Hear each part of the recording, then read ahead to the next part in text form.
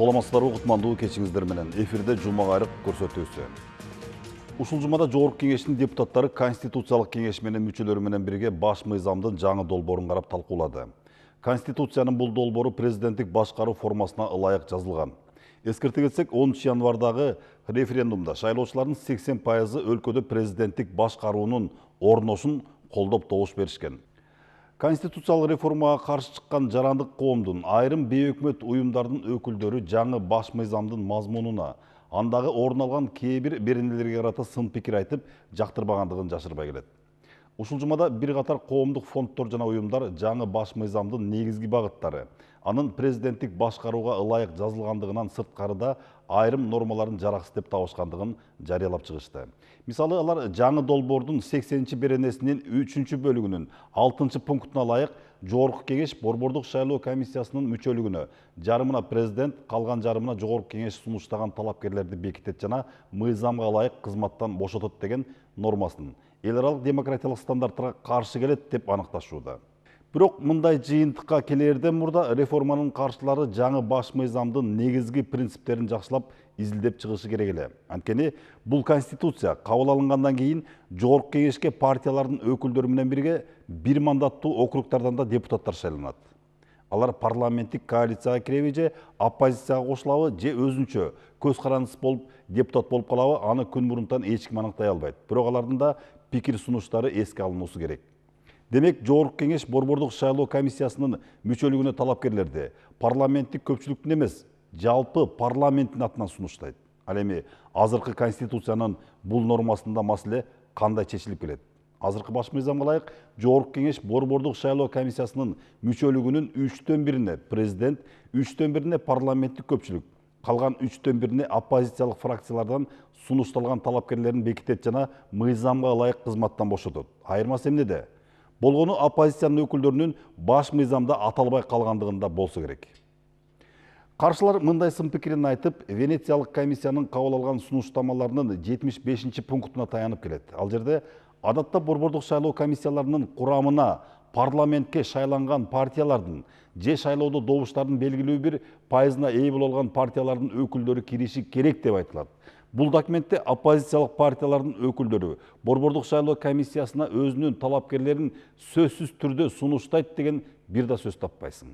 Ананда укук коргоочулардын айтымында борбордук шайлоо комиссиясынын курамында оппозициялык өкүлдөрдүн болгондугу борбордук шайлоо комиссиясынын ишиндеги көз карандысыздыкты камсыз кылат, кабыл алган чечимдердин объективдүү болушуна өбөлгө түзөт, шайлоо процесстерин башкарууда ачык айкындыкты жаратат экен. Чындап эле алар айткандай болсо, акыркы 10 жылдан бери борбордук шайлоо комиссиясынын курамында оппозициянын өкүлдөрү иштеп келген. Бирок шайлоо комиссиясынын кабыл алган чечимдерин толук объективдүү жасаган ишин көз карандысыз деп айтууга болобу?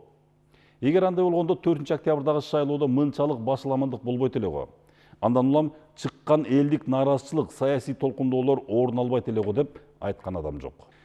Деги эле реформага каршы болгон күчтөр конституциянын мазмунун жакшыртууну ойлобой, бөйрөктөн шыйрак чыгарып, болор болбос жерден саясий жаңжалга шылтоо издегендей сезилет. Ал нерсе оппозициянын аброюна шек келтирерин ойлонбогондугу өкүнүчтүү. Кандай болгондо да конституциялык реформа илгерилеп жүрүп жаткандыгында талаш жок. Сөз кабарчыбызда. Февраль айынын башында Конституциялык кеңешме иштеп чыккан баш мыйзамдын долбоору ушул аптадан тарта Жогорку Кеңеште талкуулана баштады. Конституциянын жаңы долбоору мурдагысынан бир топ айырмаланды. Эң башкысы мамлекеттик башкаруу формасы өзгөрүп, жарандар президенттик өлкөнү тандады. Адистер арасында Кыргызстан азыр жаңы баш мыйзамды кабыл алып жатабы же мурдагысына өзгөртүү кирдиби деген маселенин айланасында талкуу кызыды. Өзгөртүүлөр менен жаңы конституциясынын айырмасы эмне деген жөнүндө дагы эч жерде бир нормативдик документ жок да. Мисалы 49% эски конституцияда калса, 51 жаңы болсо жаңы дейбизби? Же болбосо 51 эскиден калса, 49 жаңы болсо эски дейбизби? Анда жок тиги жерде. Ошон үчүн азыркы реалдуу мындай тажрыйбада практика эмне болуп калды? Адам укуктары, эркиндиктери деген нерселердин баары практически өзгөргөн жок. информацияга укук, балдардын укугу, үй бүлө, ушул сыяктуу баягы чоң разделдер бар. Ошол анча мынча эле өзгөрүү болбосо толугу менен 100% деп да айта алам, калды. Баягы философиясы калды, ички маани маңызы калды. Маселен, буга чейин парламенттик башкаруу формасы деген менен чыныгы бийлик президенттин колунда болуп келген. Бул жагдайда жоопкерчилик маселеси жаралып, элдин жүгүн бир адам мойнуна алган эмес. Эми жаңы долбоорго ылайык президент өзү аткаруу бийлигин жетектейт, ички жана тышкы саясатты жүргүзөт. Бир сөз менен айтканда, жоопкерчилик бир адамда болот. Деги эле ушул конструкция президенттик болуп калгандан кийин министрлер кабинети бул аткаруу бийлигинин иш органы болуп атпайбы?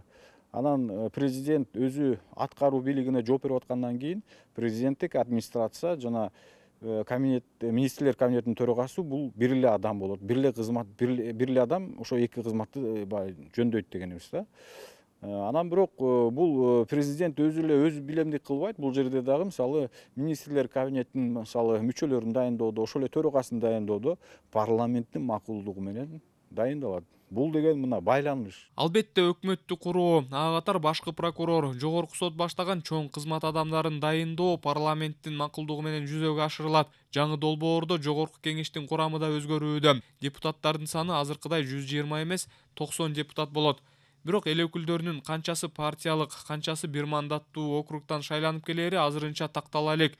Бул ченем конституциялык мыйзам менен аныкталат. Бүгүнкү күнү алган пикирлер бар. 35 мажоритардык система менен, 55 пропорционалдык система менен деп. Аны эми депутаттар конституция кабыл алгандан кийин конституциялык мыйзамды демилгелеген топ ошол сунуш менен чыгат. Ар кандай пикирлер болушу мүмкүн. Мен ойлойм, биз конституциялык мыйзамды талкуулоо учурунда ал нормалар каралат. Бүгүнкү күнү так санын мен азыр айта албайм. Канчасы мажоритардык болот, канчасы пропорционалдык болот.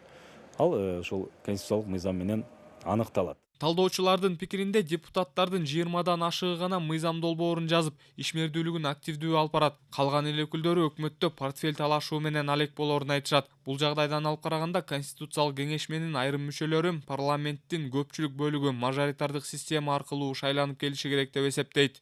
Менин көз карашымдагы дайыма ушундай, жана элге да ушуну айтып атам. 90 депутатта берип кеткенден кийин мен мурунку оюмду айтпай эле коеюн. Демек анда ошонун 60-ын эл шайласындагы бул мажоритарный болуп туруп элдин өкүлдөрү болушат. Айлык албайт. Ошо эл арасында жүрсүн. Сессияларга гана келет, жана жогорку палата болуп эсептелет. Булардын өзүнүн регламенте да болот, баары тең жазылган. Ал эми мыйзам чыгаруу палата 30 депутаттан болуп, ошолорду партиялар шайлап, анан алар келип мыйзам гана чыгарып отурсун деп атат. Жогорку кеңештин негизги ыйгарым укуктары төмөнкүлөр. Судьялар кеңешинин сунушунун негизинде конституциялык мыйзамда каралган учурларда президенттин сунуштамасы менен конституциялык соттун жана жогорку соттун төрагаларын кызмат ордунан бошотууга макулдук берет. Конституциялык мыйзамда көрсөтүлгөн тартипте сот адилеттик иштери боюнча кеңештин курамын бекитет.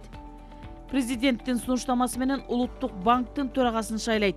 Мыйзамда каралган учурларда аны кызматтан бошотот. Шайлоо жана референдум өткөрүү боюнча борбордук комиссиянын мүчөлөрүнүн 2/1 президенттин сунушу менен 2/1 өзүнүн демилгеси менен шайлайт.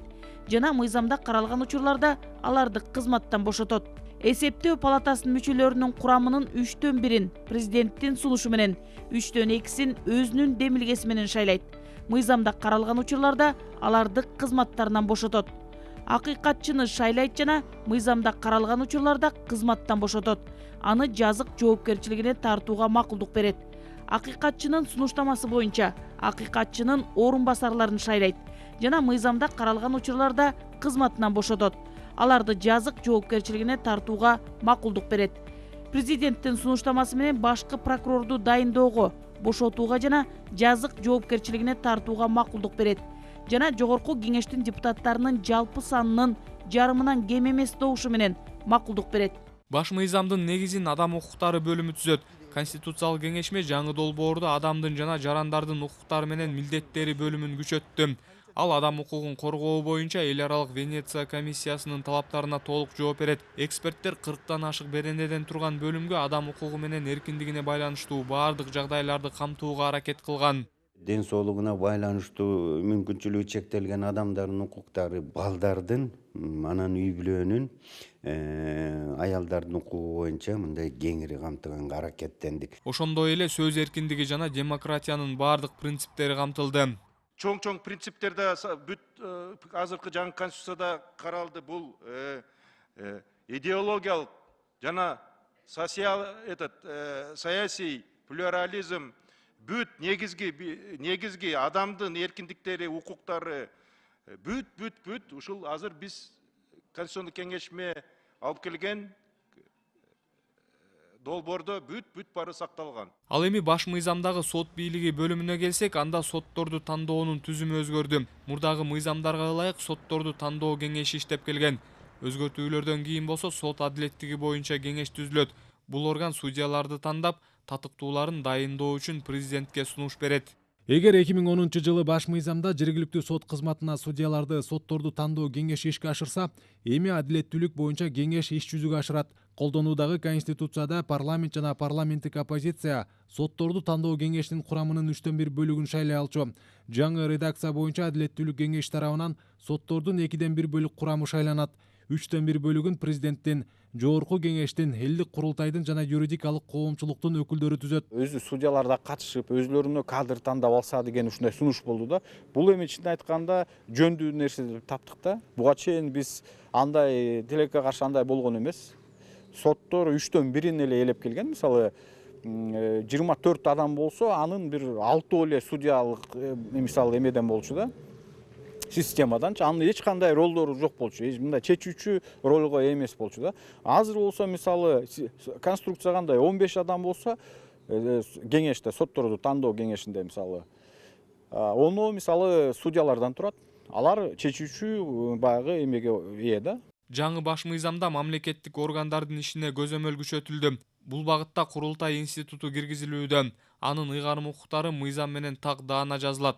Бирок негизги максаты бийликтин ишин көзөмөлдөп, аткарылган иштерге баа берүү. Бул курултай институту мурда дагы бар болчу, бирок адагы анын макамы мыйзам менен аныкталат деп турат. Анан сөзсүз түрдө ошол макам да конкреттүү түрдө көрсөтүш керек да. Бул жаңы институт, бул элдин талабы, бул баягы жагабы, жакпайбы, бирок сөзсүз түрдө келечекте ошол биздин баягы ата бабалардан бери келаткан шартты, салтты эске алуу менен ушул курултай институту кирип атат. Мен дагы ойлойм, бу дагы жаңы институт катары биздин коомдо өзүнүн ордун таап кетет. Азыркы учурда баш мыйзамдын жаңы долбоору парламентте талкууланып, талаш жараткан маселелерде орток пикир табуу аракети көрүлүп жатат. Эске салсак, баш мыйзамдын жаңы долбоору парламенттин 80 депутаты тарабынан демилгеленген. Документти 3 айга жакын конституциялык кеңешме талкуулап, ал ишин 2 февралда аяктаган. Баш мыйзамды кабыл алуу боюнча референдум 11 апрелде жергиликтүү кеңештерге шайлоо менен бирге өткөрүү пландалууда. Самат Асипов, Тимур Сыдыгалиев, Ала Тоо 24.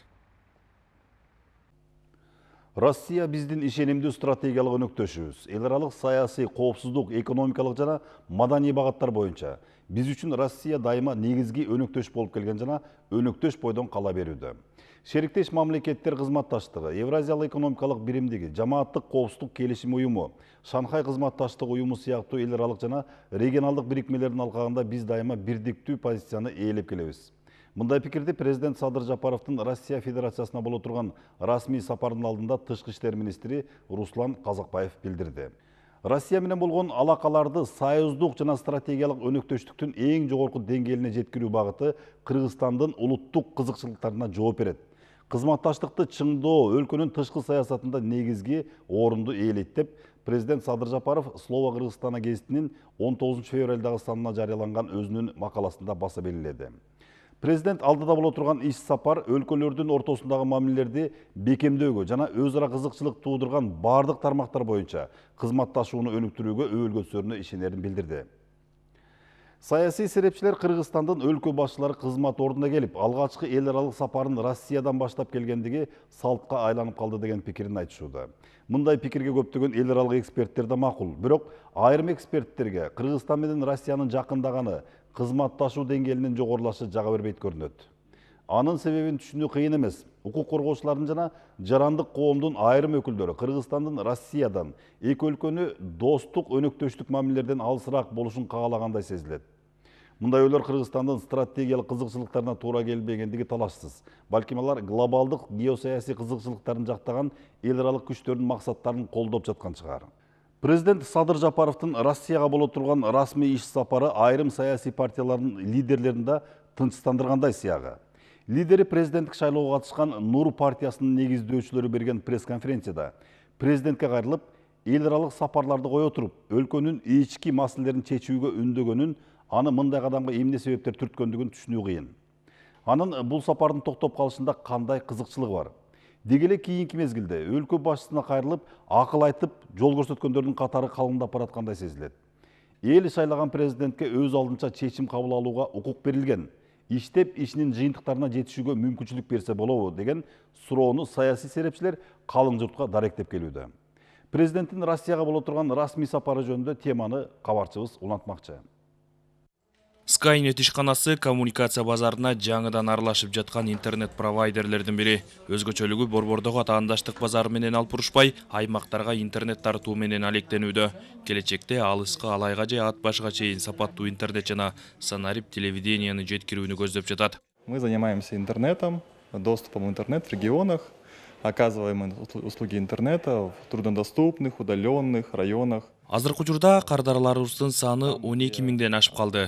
Шарты катаал келген алыскы райондорго чейин сапаттуу интернет жеткиребиз. Интернет эмес, телефон начар тарткан айылдарга чектөөсүз интернет берүүнүн үстүнөн иштеп жатабыз. Идеясы бар ишкерге каржылык колдоону Кыргыз Орус өнүктүрүү фонду көргөздү. Финансы мекемеси бизнес долбоорду жактырып төмөн пайыз менен насыя берген. Алынган акчага аймактарга интернет жеткирүү үчүн зарыл болгон заманбап жабдыктар алынды. Для нас это хорошая поддержка как в моральном плане, так и материальном, потому что сейчас мы прошли первый этап финансирования, сейчас вот дальше будем развиваться. Фондтун биздин бизнес долбоорго ишеними моралдык колдоо болсо, берилген насыя материалдык колдоо болду. Азыркы учурда биз каржылоонун биринчи баскычын аяктадык. Алдыда дагы насыя алабыз. Бул тармак өсү кымбат каражатты талап кылат. Чем больше денег в компанию будет вложено, тем больше самоотдача в коэффициенте будет. Телекоммуникации это дорогой бизнес, и он требует емких денег больших. Кыргыз Орус өнүктүрүү фонду колдоо көрсөткөн бул өңдүү ишкер субъекттердин саны ондоп эмес, жүздөп саналат. Каржы уюм ачылгандан тарта дал ушундай коммуникация жана байланыш тармагындагы долбоорлордон тартып, айыл чарбасы, жеңил өнөр жайы баш болгон орто жана чакан ишкерликке насыяларды берип келет. На данный момент 25% долгосрочных кредитов это в нашем портфеле, да, всей банковской системы. Поэтому фонд ишин баштагандан тарта өзүн жакшы көрсөтө алды. Калыптанып калган капитал катары карасак болот. Башында каржылоо талаптары бир кыйла татаал болчу. Азыр андай эмес. Маселен, түз каржылоонун чеги мурда $1 миллион болсо, азыр $200 000 чейин түшкөн. Аны менен бирге айрым облустар үчүн стартап долбоорлорго да насыя берип жатабыз. Потому что это страны создатели этого фонда. Фонд колдоо көрсөткөн негизги тармактардын бири экспортко багытталган, импортту азайта турган бизнес долбоорлор. Каржы мекемесинен насыя алган чакан жана орто бизнес өкүлдөрү ар бир облустта ачылып, бири сүттү кайра иштетсе, дагы бири алма менен алмурутту, башкасы өрүк менен жаңгакты кайра иштетип экспортко чыгарууда. Кыргыз Орус өнүктүрүү фонду эки өлкө ортосундагы инвестициялык жана экономикалык кызматташтыктын жемиши. Фонд өлкөдөгү негизги инвесторлордун бири. Кыргызстан жана Россия ортосундагы кызматташтык стратегиялык өнөктөштүк деңгээлинде жүргүзүлүп келет. Эки мамлекет дипломатиялык байланыштардын бардык багыттарында алака түзгөн. Кызматташуунун 30 жылга жакын аралыгында соода экономикалык, маданий гуманитардык, аскердик техникалык багыттарда ынак достук орноду. Тышкы соода жүгүртүүбүздө да Россия негизги экинин бири. Кыргыз Республикасынан Россия Федерациясына негизги экспорттогон товарлар бул жеңил жана текстиль өнөр жайынын продукциялары, анын ичине кийим, бут кийим, пахта кирет. Ошондой эле жашылча жемиштер, ар кандай жаңгактар, сүт азыктары, булгары буюмдары, кара түстүү металлдардан жасалган кездемелер, электр лампалары, транспорт каражаттары жана мунайзат заттары, анын ичинде керосин жана башка товарлар экспорттолгон. Ал эми Россия Федерациясынан Кыргыз Республикасына импорттолгон товарлар, булар отун энергетикалык ресурстардын товарлары, анын ичинде мунайзат, жаратылыш газы кирет, ошондой эле тамак аш азыктары жана айыл чарба чийки заттары, химиялык продуктулар, кара металлдан жана алардан жасалган буюмдар, жыгач, машина жабдуулар жана башка товарлар импорттолгон. Шериктеш эки мамлекет ортосундагы саясий байланыштар соода экономикалык багытка да оң таасирин тийгизип келет. Мурдагы жылы орус лидеринин Кыргызстанга болгон сапарында эки мамлекет ортосундагы соода жүгүртүүнүн көлөмүн 2 миллиард долларга жеткирүү максаты коюлган. Былтыр башталган пандемия мерчемделген айрым иш-чараларды үзгүлтүккө учуратты. Тараптар үстүбүздөгү жылда белгиленген максатка жетүүнү пландап жатышат. 6 миллиардтан ашык долларга эмеге проект түшкөн. То есть эмеге проект эмес, протокол намерение деп коебуз. Бул кайсыларды өнүктүрсөк болот деп бар макул болушу. Анын ичинде эң жакшы жери мындайда жана бизде экологиялык таза тамак аш мүмкүнчүлүк бар да. Ошо негизинде алар бизге акчаны берели деп атат. Ушенге совместный ишканаларда ар бир айылда, ар бир жерлерде түзүп туруп, продукталарды ошолор эмеге Сибирь жактагы заводдорго, фабрикаларга, кичинекей шаарларга биз бүтүрүп алып, точечный мындай неме жүргүзүшүбүз керек да. Бири-бири менен түздөн-түз байланышкан. Чарбасы менен, завод менен, район менен. Стратегиялык өнөктөштөр эки тараптуу гана байланыш түзбөстөн бир катар эл аралык уюмдардын алкагында дагы кызматташып келет. Көз карандысыз мамлекеттердин шериктештиги, Шанхай кызматташтык уюму, Жамааттык коопсуздук келишим уюму жана Евразиялык экономикалык биримдик. Жалпылап айта турган болсок, Россия тарых сыноосунан өткөн ишенимдүү дос, стратегиялык өнөктөш өлкө. Дегенде бизге бул ушу Россия менен баягы бир гана экономикалык же саясий мамиле эмес, биякта биздин тарыхый да байланыштарыбыз бар да. Биз ошол 70 жыл баягы биргеликте Советтер Союзунун ордунда жашадык. Андан мурда баягы падышалык Россиянын убагында бизден элчилер барып ушу Россияга кошулуп кетели деп Кокон ханынан башталгандан. Ошондуктан биздин баягы уже биз ымалашып, чурулушуп, аябай тыкыз байланышып калганбыз да. Ошондуктан таасири күчтүү да. Бул тил маселеси да биякта турат. Биякта ошол орус өкүлдөрүнүн биякта баягы Кыргызстанда жашашы дагы. Айрыкча өткөн жылдагы пандемия маалында өнөктөштүктүн мааниси, баасы билинди. Кал саламаттыгы кыйындаганда шериктештер четте карап турбай, эки курдай дарыгерлердин атайын тобу келип, өлкө аймактарындагы кыргызстандыктарга кызыл зонада көмөк көрсөтүштү. Бир жолкусунда атайын учак менен дар-дармек жана медициналык жабдыктар келди. Когда у нас была совсем сложная ситуация, Россия направила 100 врачей, которые сразу стали работать по локализации пандемии. Ну и, в принципе, в течение, наверное, всех лет независимости Кыргызстана Россия всегда регулярно приходила на помощь в самые сложные моменты. Ну, последний пример – это 20 миллионов долларов, которые были выделены правительству Кыргызской Республики в январе уже текущего года на решение тех бюджетных проблем, которые у нас сложились из-за пандемии, из-за политической ситуации.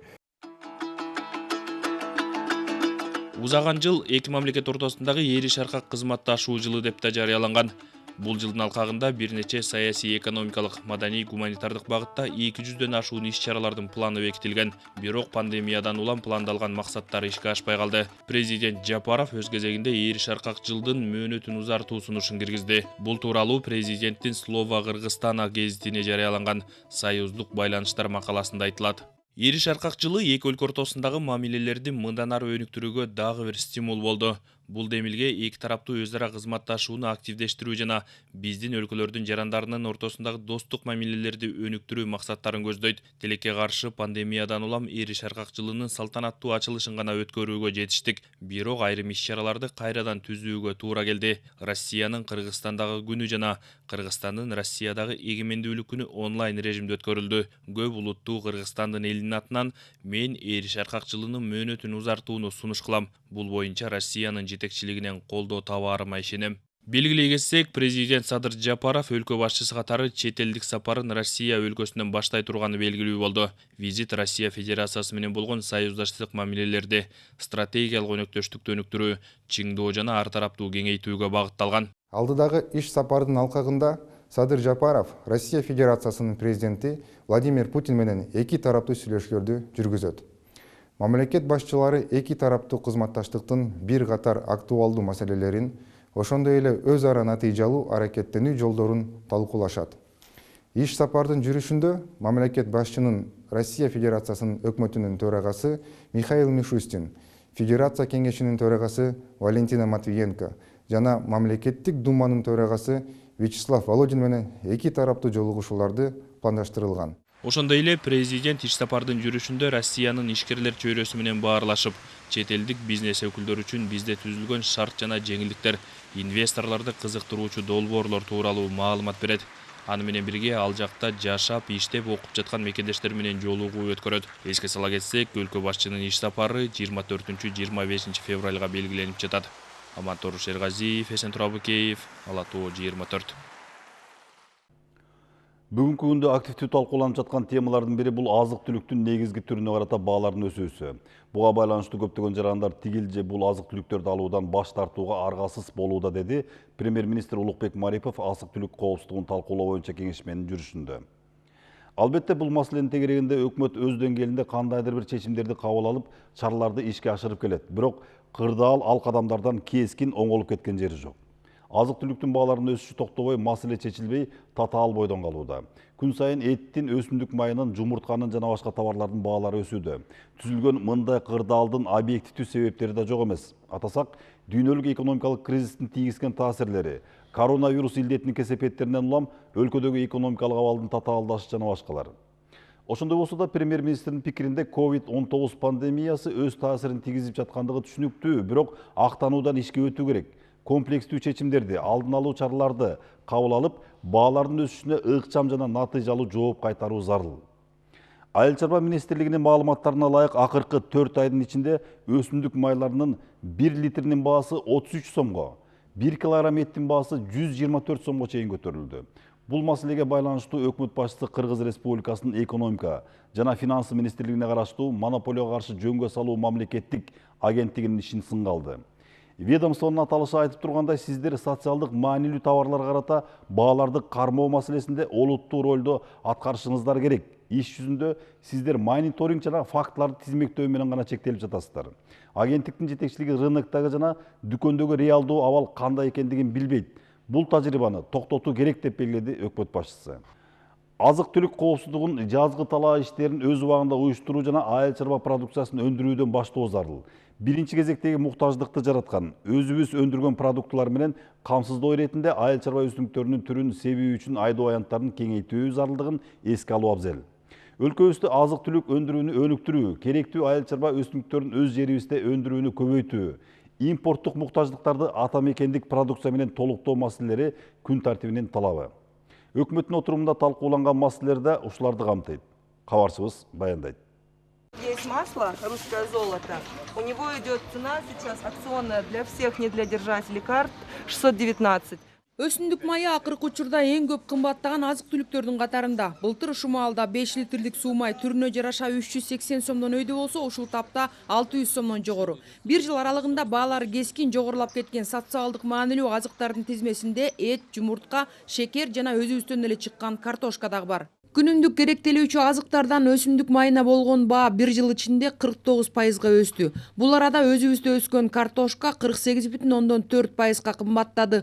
Кум шекер 31,2%га жогоруласа, бодо малдын эти 35%га өсүп, жумуртканын баасы 25%га көтөрүлдү. Бул арада буудай 7%га арзандаганы байкалды. Аны менен катар балдын баасы дагы 3%га түшүп, кондитердик таттуулар дагы 4-5%га арзандаган. Азык-түлүктүн негизги түрүнө карата баалардын кескин көтөрүлүшү коомчулукта талкууланып жаткан негизги темалардан. Маселе өкмөттө каралып, абалды жөнгө салуу үчүн комплекстүү чечимдерди кабыл алып, баалардын өсүшүнө ыкчам жана натыйжалуу жооп кайтаруу зарылдыгы белгиленди. Социалдык маанилүү товарларга карата бааларды көзөмөлдөө жана олуттуу өзгөрүүгө жол бербөө монополияга каршы жөнгө салуу агенттигинин түз милдети. Өкмөт башчынын баамында бул мекеменин иши көңүлгө толоорлук эмес. Өзүңүздөрдүн мыйзамда белгиленген тапшырма боюнча кандай чара көрдүңөр деп атам. Сунушту баары бере берет. Сиз жеке кандай чара көрдүңүз? Жетекчи катары. Мыйзамда белгиленген эле функцияңыз боюнча. Хорошо, мониторинг кылыпсыз, карап турупсуз. Анан дальше эмне кылдыңар? 3 эсе өскөн боюнча. Сиз урматтуу Шукрат Маматалиевич, базарга көбүрөөк барыңыз. Ош базар, Сары Өзөн, Дордой Моторс, Аламедин барып кыдырыңыз өзүңүз. Сиздин негизги ишиңиз базарды кыдырыш керек.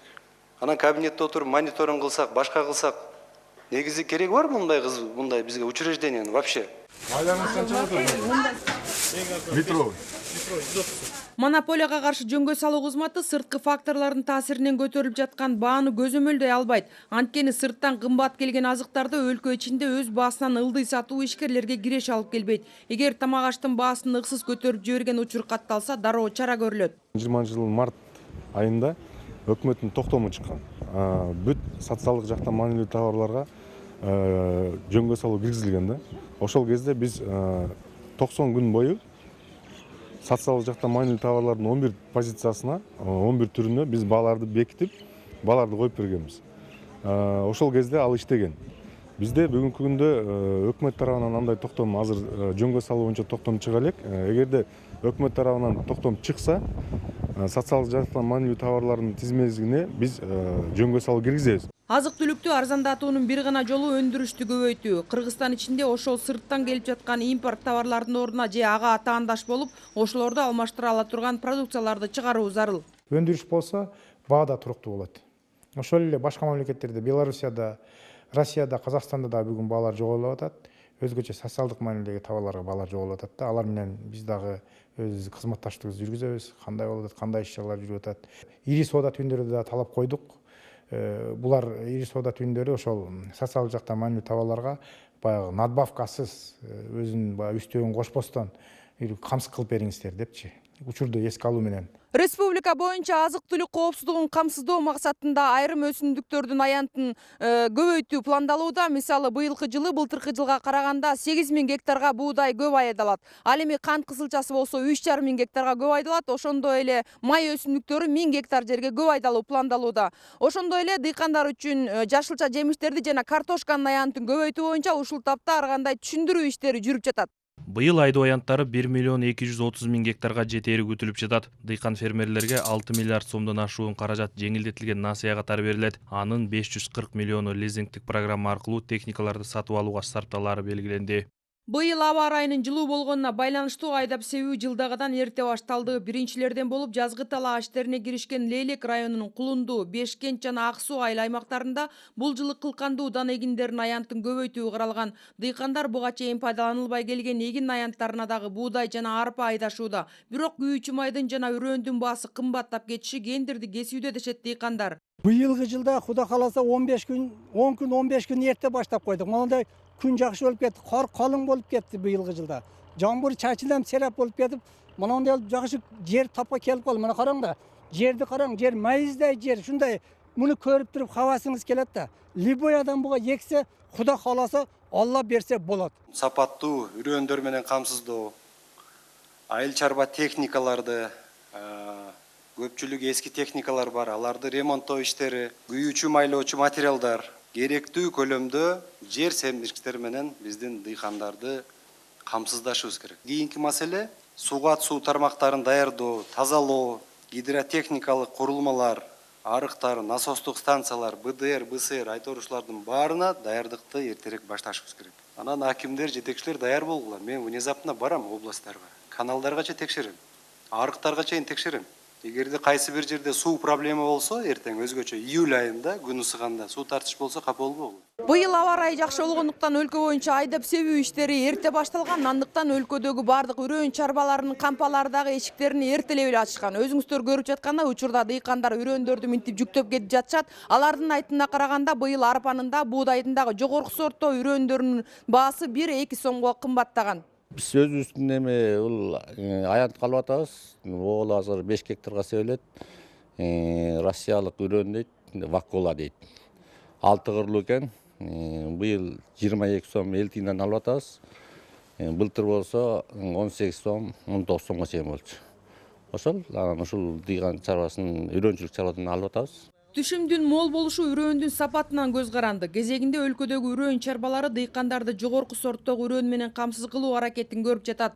Азыркы күндө жастык жаңы уруктардан бул Дарья деген уруктарды алып келдик, Караван деген урукту алып келдик, Ликомера деген уруктарды алып келип сеп атабыз. Жакшы түшүм берет. Арпанык болсо Вакула Маргарет деген уруктарды алып келип, биз азыркы күндө сеп дыйкандарга дагы размножать этип биз элита уругун алып келебиз Россиядан. Быйылкы айдап себүү өнөктүгүндө дагы дыйкандар колдоосуз калбайт. Айыл чарбасын каржылоо 9 долбоору улантылып, айыл чарба тармагын өнүктүрүүгө салым кошуп жаткандарга жеңилдетилген насыялар берилет.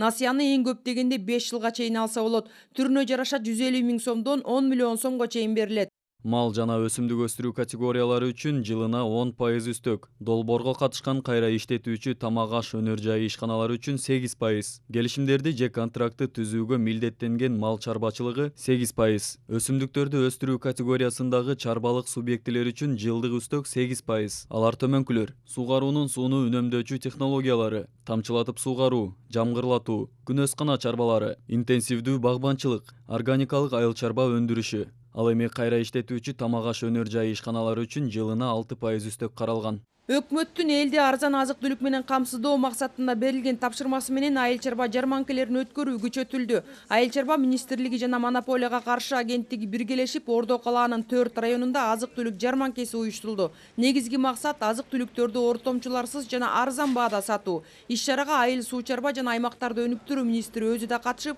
азык-түлүктүн бааларын көрүп чыкты. Баалардын мындан да арзан болушу ушул жарманкеге катышкан сатуучулардын санына байланыштуу болот да.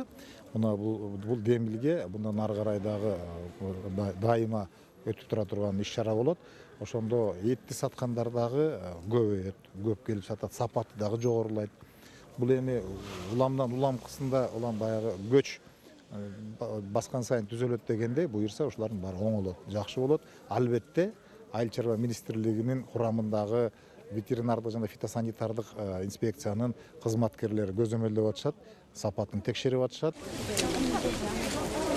Сууга карабай жарманкеге келген кардарлардын саны арбын болду. Айрым шаар тургундары дем алыш сайын уюштурулуп жаткан жарманкедеги азык-түлүктөрдү жеткиликтүү баада алууга жакшы шарт болду дешсе, базар баасынан айырмасы жок дегендер дагы бар. Биринчи жолу келип атам. Баалары жакшы, эми базарга караганда кичине арзаныраак экен. Жумуртканы эмеден уже ала албай калганбыз, улам күндөн кымбаттагандан. Биякта 75-85 сомдон экен. Особо неме отличиясы жок, анча мынча отличиясы бар. По телевизору айтты да, мындай разница болот деп. Разница жок почти. Ярмарка болот дегенден келсек эчтеле жок экен. Ассортименти болгону пияз менен сабиз, картошка, башка эчте алма. Еттен болсо бир жерде эле сатып атат, базар баасынан 10 эле сомго арзан болгон. Бүгүн ярмаркадан биз жумуртка алдык. Жумурткасы чын эле базар баасынан арзан экен. Алмалар деле арзан экен. Сыр, май алдык. Алар деле арзаныраак экен. Азык-түлүк коопсуздугун камсыздоочу мындай иш-чаралар эми апта сайын туруктуу өткөрүлүп турат. Эмки жумадан баштап Борбор калаада гана эмес, өлкөнүн бардык облустук жана райондук борборлорунда дагы уюштуруу пландалууда. Айжан Омолдошова, Чыңгыз Жумагулов, Алато 24 Жума кайрык. Өлкөдө санариптик трансформациялоо өнөктүгү мындан 3 жыл мурда башталган эле. Бирок премьер-министрдин айтымында бүгүнкү күнгө дейин биз алдыга коюлган милдеттерге жетише элекпиз. Демек, кагаз жүзүндө баары жакшы, ал эми иш жүзүндө абал башкача. Биздин жарандар иштин жыйынтыгын көрбөй жатат. Бүгүнкү күндө модернизацияланган мамлекеттик электрондук кызмат көрсөтүү порталында 23 мамлекеттик орган тарабынан көрсөтүлүүчү 103 кызмат жана тейлөө көрсөтүү ишке ашырылган. Анын 81-и автоматташтырылган жана 22-си жарым автоматташтырылган. Албетте, бул аткарылган иштер жетиштүү эмес. Коронавирус инфекциясынын пандемиясы санариптик тармактагы жаңы мүмкүнчүлүктөрдү ачты. Өлкөбүздүн калкы иште жана жумушта гаджеттерди активдүү пайдалана баштады. Санариптештирүү бул жарандар үчүн ар кыл кызматтарды, анын ичинде мамлекеттик жана муниципалдык тейлөө көрсөтүүнү алууга жөнөкөй, жеңил жана үнөмдүү ыкма деп белгиледи өкмөт башчысы Улукбек Марипов. Мамлекеттик органдардагы санариптештирүүнү активдештирүү маселеси боюнча кеңешменин жүрүшүндө. Өкмөт башчысы IT тармактагы алдыңкы инновацияларды натыйжалуу пайдалануу зарылдыгына басым жасады. Сөз кабарчыбызда. Соттолбогондугу тууралуу справкалайды. Нарын облусунун тургуну Майрамбек Өмүрбаев сот жоопкерчилигине тартылбагандыгын тастыктаган кагаз алуу үчүн аймактагы атайын кызматтарга кайрылууда. Каарманыбыз дал ушундай эле маалыматты алуу үчүн мурда Борборго чейин келип убара болгонун айтат. Азыр болсо Ички иштер министрлиги аталган маалыматты берүүнү автоматтык түргө өткөргөн. Бишкек шаарына убакыт бөлүп барып, акча коротуп барып келип, ал жерде да күткөнгө туура келчү. Азыр бул жерде ушу бирдиктүү терезе ачылгандан бери жакшы болду. Справканы дароо ушул жерден эле 3 күндүн ичинде акча менен алсаң болот экен, же болбосо 10 күндүн ичинде бекер күтсөң болот экен. Эгер убакыт болсо күтүп, шашылыш болсо 3 күн ичинде алып алсаң болот экен. Андан сырткары ушул жерден да банкка барбай, дароо кыскасы баардыгы ушул жерден бүтөт экен, акчаны дагы ушул жерден төлөп, дароо эле бүтүрүп алып жумушуңду тезге этип калат экенсиң. Мындай мүмкүнчүлүк түзүлгөн абдан жакшы болот. Борбордон алыс жайгашкан аймактардын тургундары үчүн автоматтык тейлөөгө өткөн мамлекеттик кызмат көрсөтүүлөрдүн дагы бири бул чарбалык каттоо маалыматтары. Маселен, аймактарда ар бир айыл өкмөттө ар бир түтүндүн чарба китеби бар. Анда үй бүлө тургундары мал мүлкү баардыгы каттоого алынат. Ачылган чарба китептери колго толтурулуп, ар бир 4 жыл сайын кайрадан жаңыланып ачылып турат. Биз ушул үй чарба китептерин толтуруп, биринчиден биз Базар Коргон шаарында жашаган ар бир адам боюнча маалымат алабыз. Экинчиден үй бүлөлөр жана кожолуктар боюнча алабыз. Үчүнчүдөн канча адамдын үйүнүн мамлекеттик каттоодон өткөн китеби бар. Канча адамдар бүгүнкү күндө жашап аткан жерини мыйзамдаштырган эмес. Ошол боюнча алабыз. Муниципалдык менчиктер боюнча Насыя алуу үчүн же башка себептер менен үй бүлө курамы, мал жандыгы тууралуу маалымат керек болгон тургундар айыл өкмөткө кайрылып, аны жооптуу кат чыгарып, маалыматты колго толтуруп берчү. Азыр болсо Санарип аймак долбоорунун алкагында чарба китептеринин баары электрондук бирдиктүү базага киргизилип жатат. Дал ушул Базар Коргон шаары боюнча эле 12,5 миң кожолук бар болсо, 3 миңден ашык түтүндүн чарба китеби электрондоштурулуп бүтүп калды. Ушул Санарип аймакты ушул 2020-жылы баштаганбыз. 21-жылдын декабрына чейин уже бардык толук кандуу иштеш керек. Азыркы учурда 483 айыл өкмөт толук кандуу уже иштеп, 111 миң ушул жана чарба китеби ушу электрондук форматка өттү азыркы учурда. Бунун дагы абдан жеңилдиги өтө чоң. Себеп дегенде өзүңүздөр билгендей мурун ушул бардык ушул маалыматтын баары тең ушул чарба китепке камтылган болчу. Азыркы учурда ошонун баарын электрондук форматка өтүп, Инфоком ишканасы Санарип аймак долбоору менен удай эле мамлекеттик кызматкерлер үчүн документ жүгүртүүнүн электрондук тутумун ишке киргизди. Учурда 500дөн ашык мамлекеттик орган кошулуп, 25 миңден арбын мамлекеттик кызматкер аталган тутумдун кызматын пайдаланууда. Аны менен бирге эле кадрлардын бирдиктүү базасы иштелип чыкты. 1 миллионго жакын бул иш кагаздары ушу электрондук форматка өтүп, ошо биздин система аркылуу жүгүртүлүүдө да азыркы учурда. Ошон менен бирге биз азыр жана Е-кызмат жана госкадровая служба менен киргиздик, биргеликте киргиздик. Ошол бардык гос органдарда иштеп жатат, жана айыл өкмөттөрдө да иштеп жатат бул Е-кызмат. Бул Е-кызмат өзүңүздөр билгендей, бул биздин жанагы жана эмгек китепчебиздин электронный вариант, электрондук варианты да. Ал жерден ошол мамлекеттик кызматкердин бардык жанагы ошол резюмеси, бардык иштеген тууралуу маалыматтары баары тиркелген да ошол жерде. Санариптешүүнүн негизги максаты жарандар туш болгон бюрократиялык тоскоолдуктарды санарип тейлөөгө өткөрүү, мамлекеттик кызмат көрсөтүүдө сапаттуу тейлөө жана кызматкер менен жаран ортосундагы байланышты азайтуу. Бул багытта түндүк тутуму мамлекеттик кызмат көрсөтүүнүн баарын бириктирген электрондук порталды ишке киргизген. Анда 23 мамлекеттик орган тарабынан көрсөтүлүүчү 103 кызмат жана тейлөө көрсөтүү ишке ашырылган. Анын 81 автоматташтырылган болсо, 22си жарым автоматташтырылган. Бул портал аркылуу биздин жарандар азыркы учурда 100гө жакын мамлекеттик кызмат жана сервистерди ала алат да. Бул мисалы мурдагы порталдын версиясы менен салыштырмалуу, эгерде мурда бул эски портал менен жарандар кайрылганда мамлекеттик органдарга бул кат түрүндө келчү, азыркы учурда бул автоматташтырылган түрдө иштеп атат. Мисалы жаран ошо портал аркылуу справка алам десе, бул портал маалыматты мисалы мамлекеттик каттоо кызматынын базасына жиберип автоматташтырылган түрдө алат да. Ошондуктан биздин жарандар ошол эле маалда ошол услугаларды ала алат да. Түндүк тутуму иштеп чыккан электрондук порталдын кызматын пайдалануу үчүн атайын тиркемени кол телефонуңузга кайдимки оюн же тиркемени көчүргөндөй эле көчүрүп орнотуп алсаңыз болот. Андан соң калктуу тейлөө борборуна кайрылып каттоодон өтүп электрондук кол тамганы алуу кажет. Андан соң тиркемеде жеткиликтүү болгон кызматтардын баарын смартфонуңуз аркылуу пайдалансаңыз болот. Белгилей кетсек, электрондук кол тамга калктуу тейлөө борборлорунда жарандарга акысыз берилүүдө. 2020-жылы бирдиктүү идентификация системасы киргизилди. Бул система аркылуу биздин жарандар бүткүл азыркы учурда мамлекеттик системаларга бир эле логин пароль менен кире алат. Логин пароль же болбосо булуттук кол тамганы колдонуп. Азыркы учурда бул мамлекеттик каттоо кызматы булуттук кол тамганы бекер сондордо берип атат биздин жарандарга. бул деген дагы чоң бир жетишкендик деп эсептесек болот. Анткени канча көп биздин жарандар колунда булуттук кол тамгасы бар болсо, ошончо бизде электрондук сервистер менен колдонула алат да. Санариптик саясатты ишке ашыруудагы жетишкендиктер жана чечилбей келген көйгөйлөр тууралуу өкмөт башчы мамлекеттик органдардагы санариптештирүүнү активдештирүү маселеси боюнча кеңешмеде айтты. Марипов илимий процесске жараша биздин күнүмдүк жашообузду маалымат жана санарип тармагындагы технологияларсыз элестетүү мүмкүн эместигин айтып, бирок айрым мамлекеттик органдар бюрократиянын чеңгээлинен чыга албай жаткандыгын сынга алды. Мамлекеттик органдарга санариптештирүү маселесине карата мамилени өзгөртүүнү тапшырды. Цифровизация деп баарыбыз айтып атабыз. Кагаз жүзүндө балким кетип атат, реалдуу түрдө жакшы жыйынтык болбой жатат. Негизги жыйынтыкты эл сезиш керек. Кандай бир алдыга жылуу болуп атат цифровизацияда, реалдуу кадамдар кандай болуп атат, ушул жакшы сезилбей атат. Электрондук кызмат алууга негизи коомчулук, эл дагы дап даяр да. Ал эми биздин кээ бир мамлекеттик органдар ушул кезде дистанттык форматта иштеп, мамлекеттик кызмат көрсөтүүнү элге ылайыкташтырууну тилекке каршы жакшырта албай жатасыздар.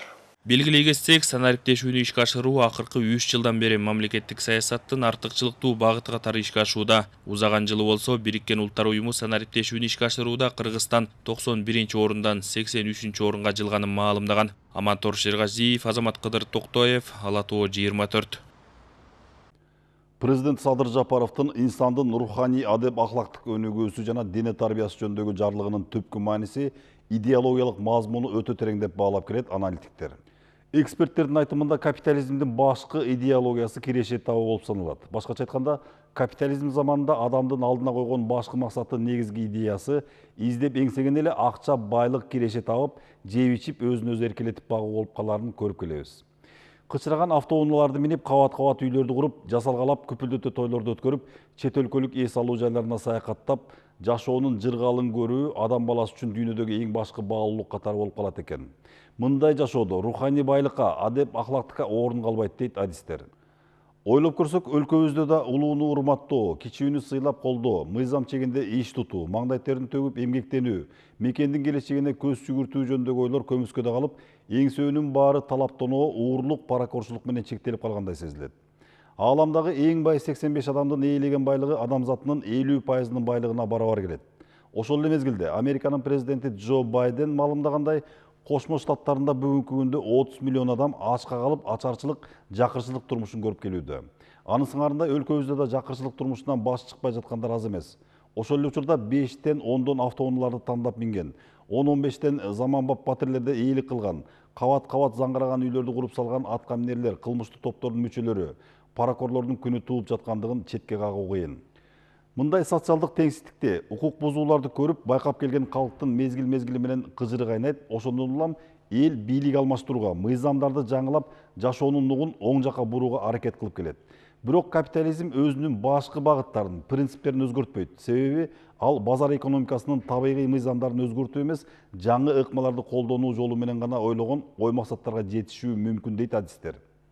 Мисалы, коңшу Кытай өлкөсү базар экономикасы менен социалдык теңдүүлүктү ажырагыс принцип катары көп жылдардан бери ийгиликтүү колдонуп келет. Инсандын руханий адеп ахлактык тарбиясы болсо, денеси таза, акылы соо, билими жогору, адамдык сапаттары ачык болот. Социалдык теңдүүлүктү камсыз кылган мыйзамдар иштеп турса, капитализмдин терс жактарын, уурлук, коррупциялык аракеттерди ооздуктоого жол ачылат. Президенттин жарлыгынын башкы максаты жашоону жакшы жакка өзгөртүү. Бирден бир түпкү мааниси адамдын адептүүлүккө, тазалыкка үндөө, теңдиктин, мыйзамдуулуктун идеологиясын жүзүгө ашыруу болуп саналат дейт аналитиктер. Үй бүлөдө баарынан мурда ынтымак, ырашкерлик менен айкалышкан сый-урмат биринчи орунда турат. Бир үйдө түтүн булаткан чакан мамлекеттин отун өчүрбөй, аны тутантып, кийинки муундарга туура тарбия берүү ата-эненин милдети. Андан үлгү алган балдар арттагы муундар келечекке дал ошондой жол менен сапар тартышат эмеспи? Ушундай эле багыт менен коомдогу адеп ахлак, таалим тарбия маселеси улутту тарбиялай турган мааниге ээ болуп, ал эми анын жыйынтыгы өлкөдөгү кадр даярдоо. Бул багыттагы саясатты туура жүргүзүүгө түрткү болушу керек. Мээнет кылган жерде ушулардын баардыгы эле болот. Мээнет кылган жерде бар. Бир күн ачка, бир күн ток.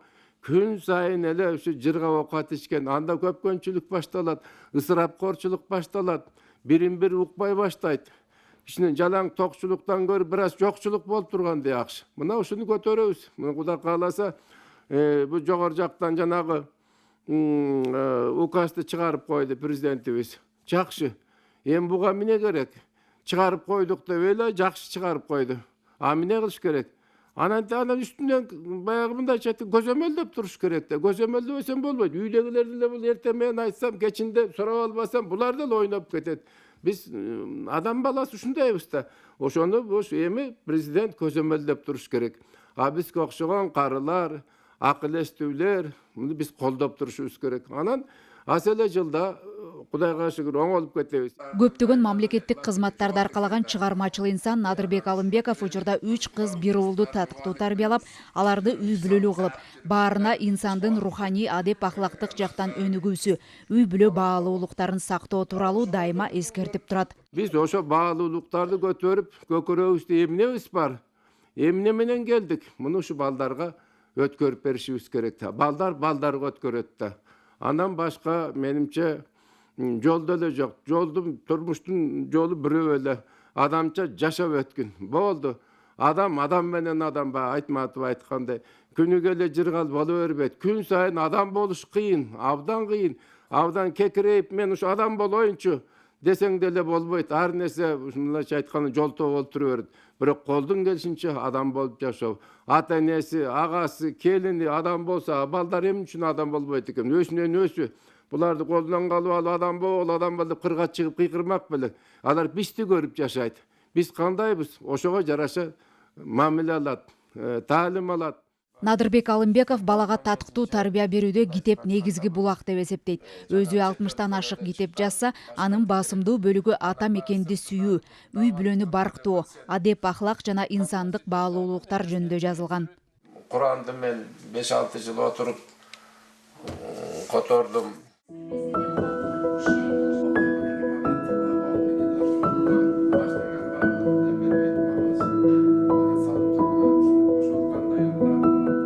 Азыркы тапта үй бүлө баалуулуктары көз жаздымда калып жаткандай. Тилекке каршы анын кедергиси үй бүлөнүн ыдырашына алып келип, ортодо ата энесиз балдар, тарбия таалимден четтеген келечек муун өсүп келе жаткандыгы ачуу чындык. Ата тарбиясын алган жаштар азыркы демократия жолун аша чапкандык катары баалап, үйдө болобу же мамлекетте болобу тизгинди тартып турган жерде гана өсүп өнүгүү жана тартип болоорун айтышат. Үй бүлө өзү кичинекей мамлекет. Мисалы биз президенттен талап кылабыз ушу биздин өмүрүбүздү, биздин жашообузду оңоп кетсин депчи. Бирок өзүң эле өзүң үй бүлөңдүн жашооңду биринчи оңоп көрчү. Бул оңой эмес. Андан кийин ошо президентке деле талап кылсаң болот да. Үй бүлө бизге адамдын турмушуна абдан керектүү нерсе. Кыйынчылыкта, жакшылыкта, мамлекеттин түзүлүшүндө, мамлекет бекем болгондо бул чоң роль үй бүлө ойнойт.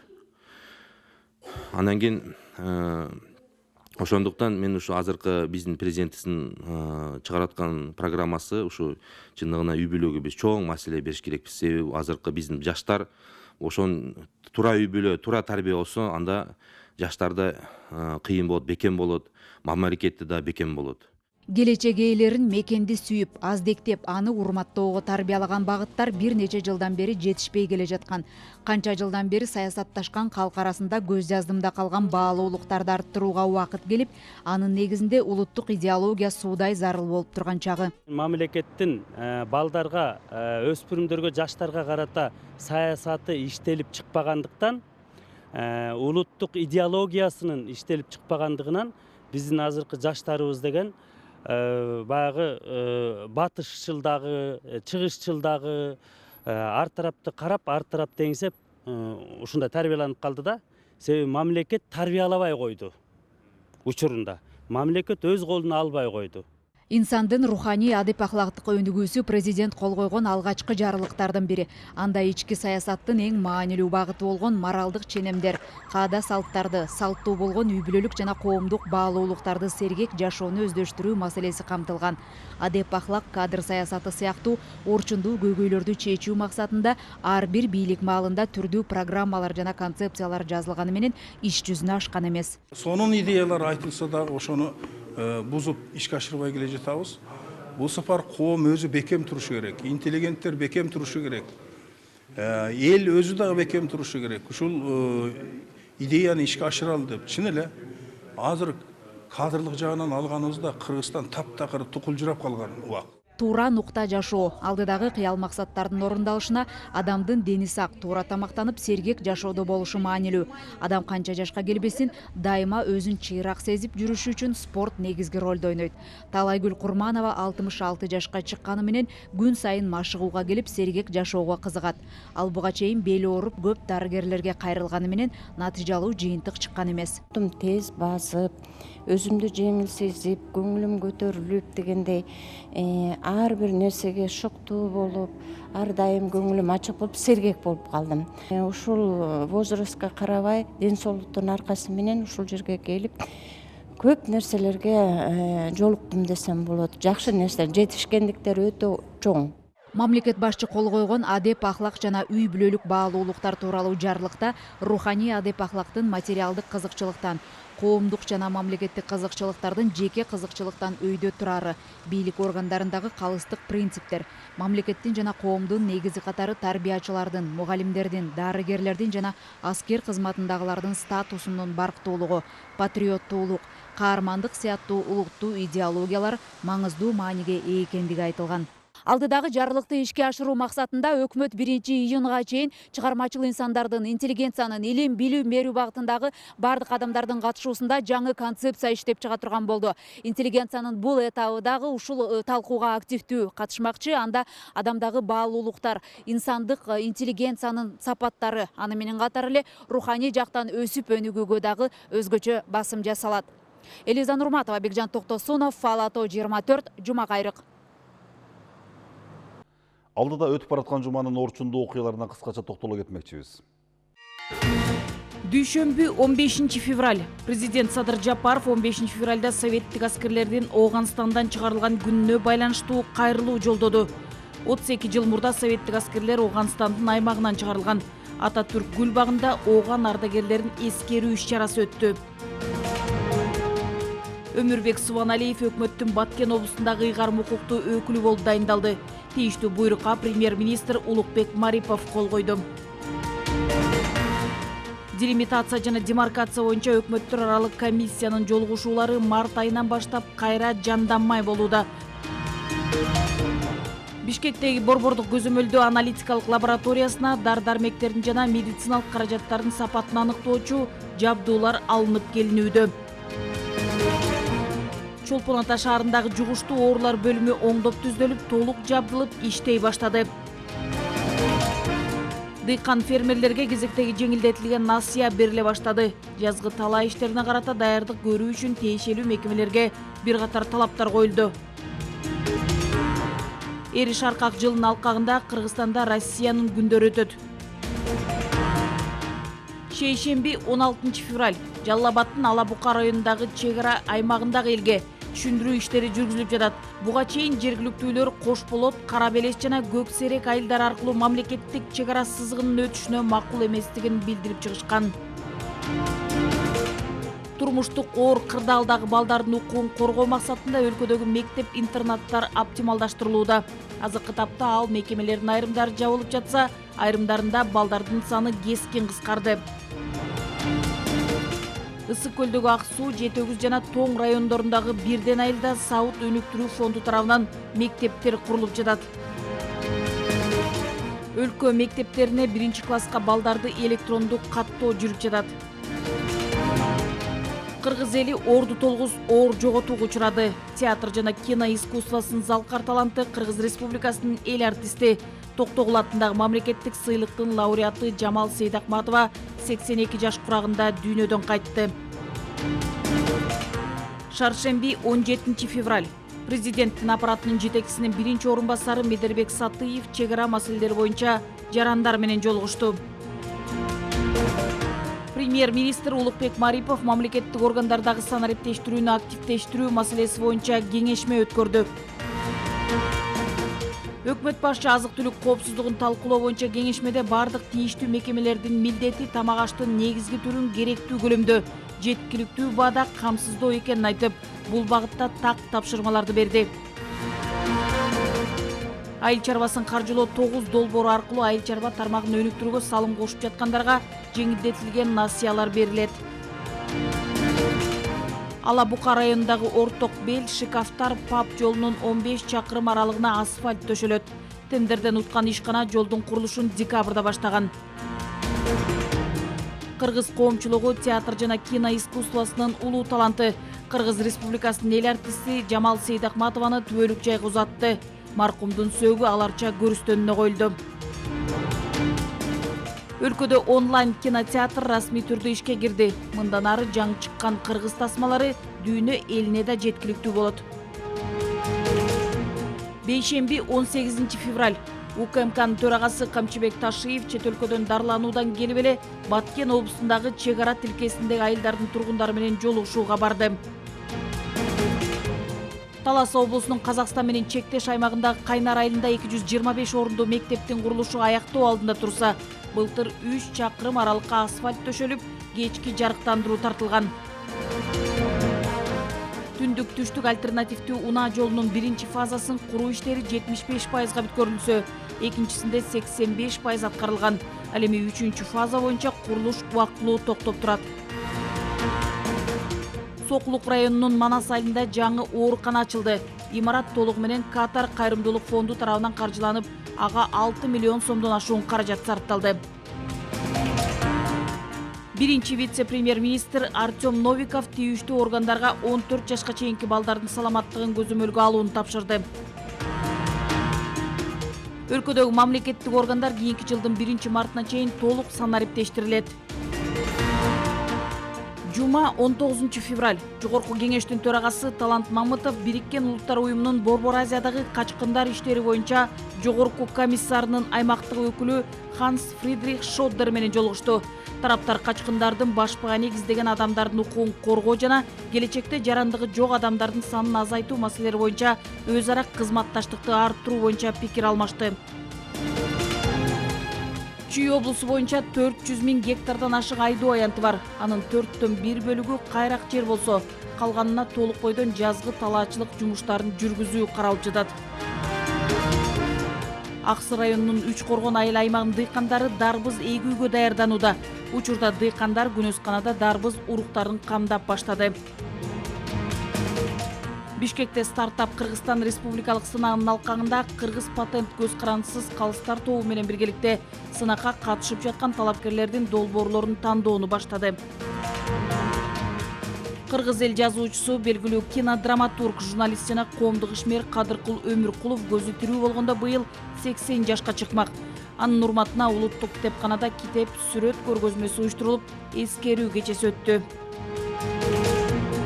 Ишемби 20 февраль президент Садыр Жапаров 24-25 февралда мамлекет башчысы катары алгачкы чет элдик сапары менен Россияга барат. Премьер-министр Улукбек Марипов курулуш тармагын өнүктүрүү маселеси боюнча кеңешме өткөрүп, курулуш компанияларынын жетекчилерине кайрылып, жаңы долбоорлорду курууда жана пландаштырууда жарандар үчүн ыңгайлуу жана жеткиликтүү баадагы турак жайларга басым жасоо маанилүү экендигине токтолду. Саламаттык сактоо мекемелериндеги дар-дармектердин кору жана дарканалардагы баалар тыкыр көзөмөлдөнүшү керек. Мындай пикирин биринчи вице-премьер-министр Артем Новиков республикалык ыкчам штабтын кеңешмесинде билдирди.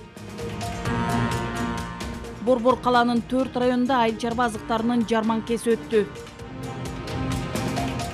Бишкектин Арча Бешик конушундагы Чортеков жана Ахунбаев көчөлөрүнүн кесилишинен баштап магистралды бойлой 104 даана арчанын көчөтү отургузулду.